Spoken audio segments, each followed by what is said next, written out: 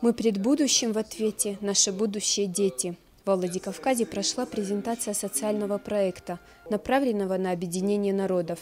Вот уже 8 лет Организация объединения многодетных семей России успешно реализует подобные программы. На этот раз проект включает в себя несколько направленностей. Это формирование толерантности, развитие межнациональных отношений и возрождение древней традиции куначества. Программа станет маленьким камнем в большой башне дружбы народов. Наша организация работает уже 8-й год. За такой короткий срок мы реализовали 5 президентских грантов. Мы работаем с Москвой, с Национальным благотворительным фондом. Из этих 5 проектов, 2 проекта социально значимые, они все социально значимые, но 2 проекта региональные проекты. Первый проект у нас региональный «Возьмемся за руки, друзья», и второй год сейчас будем реализовать. Сейчас будет проходить презентация этого проекта.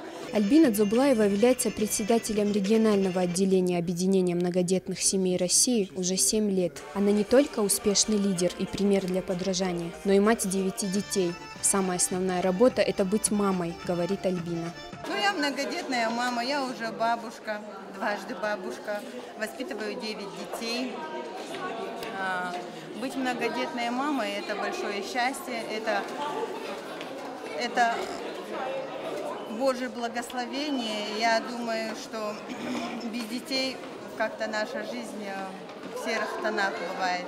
А дети помогают нам жить, дают нам силы.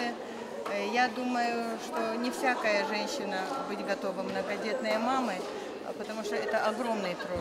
Презентация и праздничный концерт объединились в одну программу. Тинатин Музашвили, Тома Валиева, Алан Гасанов, Осетия ТВ.